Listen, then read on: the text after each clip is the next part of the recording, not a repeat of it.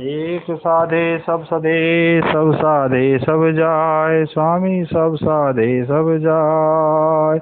शुभ मुहूर्त गर्भ धरो, सब जन होत सुखाय, स्वामी सब जन होत सुखाय। गुरुर्ब्रह्मा गुरुर्विष्णु गुरुर्देवो महेश्वरा, गुरु साक्षात् ब्रह्म तस्मै श्री गुरुवे नमः।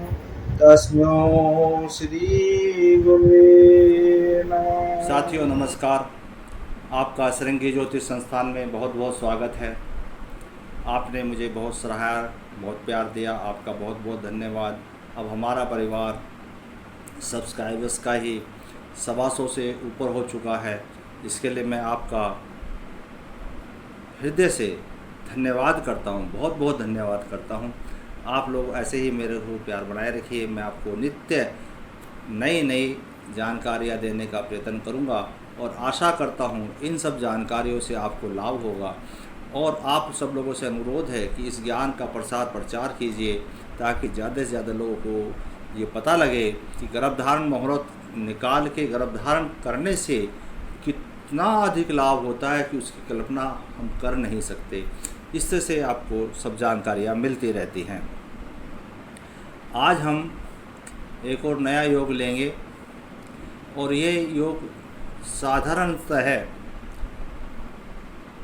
जब गुरु राशि परिवर्तन करते हैं उससे लगभग 6 महीने तक यह योग बना रहता है, क्योंकि इसमें एक ही कंडीशन है कि गुरुदेव जो हैं वो 10 डिग्री के आसपास होने चाहिए।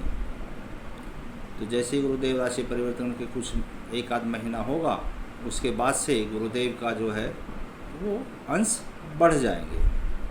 और अगर ये 10 डिग्री के आसपास, मतलब अगर हम लोग 5 डिग्री से और 15 डिग्री के बीच में ही मान लें इनको, तो बहुत लंबा समय हमें मिल जाता है। करना क्या है इस योग में, होना क्या है कि गुरुदेव बृहस्पति,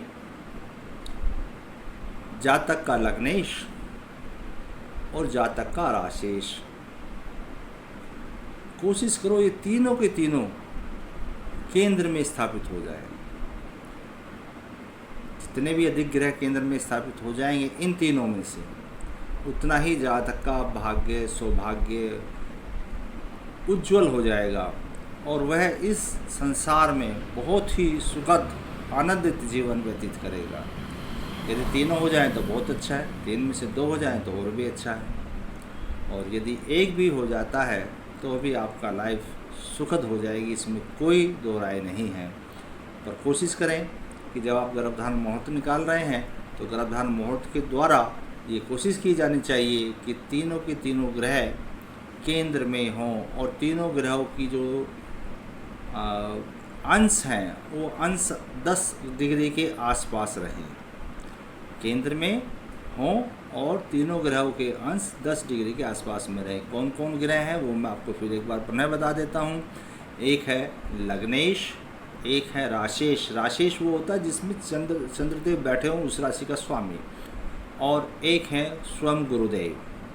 बस इतनी सी ही कंडीशन है, इतनी सी कंडीशन को फुलफिल कीजिए और जीवन का आनंद लीजिए।